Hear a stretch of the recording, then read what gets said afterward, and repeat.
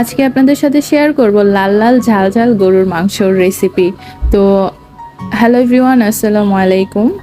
আজকে আমি আপনাদের সাথে আরেকটি রেসিপি নিয়ে চলে আসলাম। আর গরুর মাংসের সাথে থাকবে আজকে সিট রুটি। তো আজকে আপনাদের সাথে সম্পূর্ণ ভিডিওটাই আমি শেয়ার করব। তো প্রথমেই হচ্ছে গরুর মাংস রান্না করার জন্য এখানে আমি পেঁয়াজ কেটে নিয়েছি। আর এখানে হচ্ছে আমি 3টা পেঁয়াজ কেটে নিয়েছি। তো 3টা পেঁয়াজ দিয়ে দিলাম। আর হচ্ছে এখানে আমি আদা রসুন বাটা দিয়ে দিচ্ছি 2 চামচ। তারপরে দেবো এখানে পরিমাণ মতন মরিচের গুঁড়া। আর যেহেতু আমি প্রথমেই বললাম লাল লাল ঝাল ঝাল হবে, তার জন্য আমি এখানে মরিচের গুঁড়াটা একটু বেশি দিলাম। তা না হলে মাংসটা ঝালও হবে না আর কালারটা লালও আসবে না। এরপরে আমি ব্যবহার করব এখানে ধনিয়ার ফাঁকি। ধনিয়ার গুঁড়োটা দিয়ে দিব 1 চামচের থেকে একটু বেশি দিব। আর দিয়ে দিব এখানে আমি হলুদ গুঁড়ো। আর আমি কিন্তু এখানে প্রায় 1 কেজির মতো মাংস নিয়েছি। আর 1 কেজিতে আমি এই পরিমাণে মশলাগুলো দিচ্ছি। আপনারা আপনাদের ঝাল বা টেস্ট অনুযায়ী আপনারা দিতে পারেন। এখন আমি দিয়ে দিচ্ছি গরম মশলার গুঁড়া। আর এখানে আমি শুকনো মরিচ ব্যবহার করব। একটা শুকনো মরিচকে আমি 3 ফালি করে দিচ্ছি। আপনারা চাইলে এই শুকনো মরিচটা স্কিপ করতে পারেন, এটা আপনাদের টেস্ট অনুযায়ী। আমার ভালো লাগে তাই আমি দিলাম। এরপর এখানে আমি আস্ত গরম মশলা ব্যবহার করতেছি, 2টা তেজপাতা, তারপরে 2টা লবঙ্গ, 3টা হচ্ছে এলাচি, এইভাবে আমি দিয়ে নিচ্ছি। আর এখানে আমি পরিমাণ মতন লবণ দিয়ে দিচ্ছি। আর এখন আমি এখানে টক দই দিয়ে দিচ্ছি। আর টক দইটাকে আমি ছেঁকে নিয়েছি, যে পানিটা ছিল সে পানিটা ফেলে তারপরে আমি টক দইটা দিয়ে দিচ্ছি। আর দিয়ে দিব অল্প পরিমাণে টমেটো সস।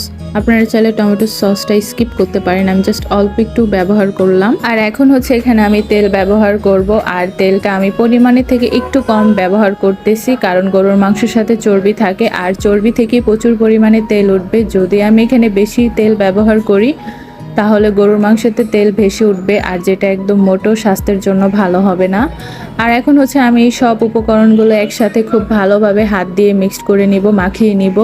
আর এই মাখাটা যত সুন্দর হবে ততটাই মানে টেস্টটাও ভালো আসবে। আর মাখানোর সময় অবশ্যই খেয়াল রাখবেন যেন গরুর মাংসের হাড্ডির সাথে হাতে যেন না লাগে। আমার মাখানো কমপ্লিট হয়ে গিয়েছে। এখানে আমি কোনো রকমের পানি ব্যবহার করব না। এখন আমি একটা ঢাকনার সাহায্যে ঢেকে দিয়ে এটাকে আমি কিছুক্ষণের জন্য কষিয়ে নিব। এরপর কিছুক্ষণ পর হচ্ছে আমি ঢাকনাটাকে সরিয়ে মাংসটাকে নাড়াচাড়া করে নিব। আর এরপর যে একটু ভালোভাবে মাংসটাকে নাড়িয়ে তারপরে হচ্ছে এখানে আমি 1 কাপের মতন গরম পানি ব্যবহার করব। আর গরম পানি ব্যবহার করে আমি এখানে ঢাকনাটা দিয়ে আবারও ঢেকে দিব কিছুক্ষণের জন্য। মাংসটাকে আমি আবারও ভালো মতন কষিয়ে নিব। আর মাংস হচ্ছে কষাতে হবে বেশি করে, তাহলে মাংসের টেস্টটা খুব ভালো আসবে। যত হচ্ছে মাংসটাকে কষানো যাবে মাংসটা খেতে ততটা বেশি ভালো হবে, মজা হবে, আর রান্নাটাও অনেক ভালো হবে। আর এই পর্যায়ে এসে মাংসের কালারের লুকটা তো আপনারা দেখতেই পাচ্ছেন, একেবারেই চেঞ্জ হয়ে গিয়েছে। তো এখন হচ্ছে আমি আবারও আর একটু ভালো করে নেড়ে চেড়ে এখানে হচ্ছে আমি আমার পরিমাণ মতন কিছু আলু ব্যবহার করব। আপনারা চাইলে আলু নাও দিতে পারেন। আমার কাছে মনে হয় গরুর মাংসের ক্ষেত্রে যে আলু না দিলে একেবারেই ভালো লাগে না। আমি গরুর মাংসের ক্ষেত্রে সবসময় আলু দিয়ে খেতে পছন্দ করি, তার জন্য আমি এখানে আলু ব্যবহার করে নিচ্ছি। আর এখন হচ্ছে এই পর্যায়ে এসে আমি মাংসতে হচ্ছে পরিমাণ মতন ঝোল ব্যবহার করব।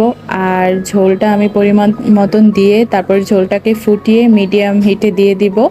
এরপর হচ্ছে মাংসটা আস্তে আস্তে জাল হবে, আর যতটা পরিমাণে জাল হবে খেতে ততটাই ভালো লাগবে। আর এই পানিটা দেওয়ার সময় কিন্তু অবশ্যই গরম পানি দিতে হবে, কাঁচা পানি দিলে কিন্তু টেস্ট অতটা ভালো হবে না। তো আমি কিন্তু এখানে গরম পানি ব্যবহার করেছি। আর এই পর্যায়ে এসে আমি হচ্ছে গরুর মাংসে কাঁচা যে জিরার গুঁড়া ছিল সেই কাঁচা জিরার গুঁড়াটা ব্যবহার করলাম। যদি এটা ভাজা জিরার গুঁড়া হতো তাহলে মাংসটা নামিয়ে নেওয়ার আগে আমি ব্যবহার করতাম, 2-3 মিনিট আগে। যেহেতু কাঁচা জিরার গুঁড়া ছিল তার জন্য আমি 10-15 মিনিট আগেই ব্যবহার করলাম, যাতে করে কাঁচা জিরার ফ্লেভারটা না পাওয়া যায়।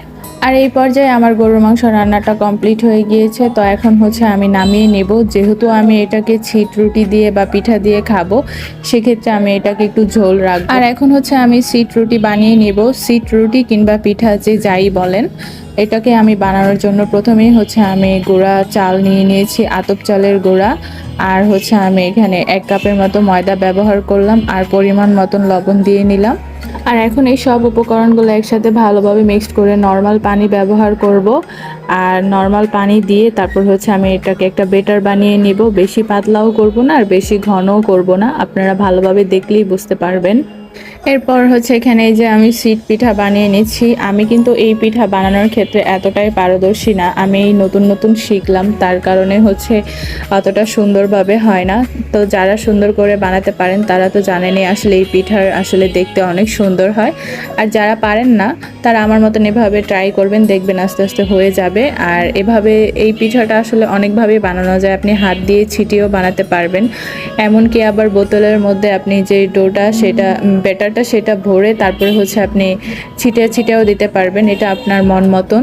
তবে আপনার এই পিঠাটা যেভাবে আপনি ছিটিয়ে দেন না কেন হয়ে যাবে, কোনো ঝামেলা নাই। আর এখন হচ্ছে এই গরম গরম পিঠাটা গরম গরম গরুর মাংসের সাথে পরিবেশন করব। আর এই দুইটা জিনিসই কিন্তু একসাথে গরম গরম খেতে অনেক বেশি ভালো লাগে। তো যাই হোক, আমার আজকের রেসিপিটা আপনাদের কার কাছে কেমন লাগলো সবাই কমেন্ট করে জানাবেন। তো সবাই ভালো থাকবেন, সুস্থ থাকবেন, আল্লাহ হাফেজ। আজকে এই পর্যন্তই, বাই বাই।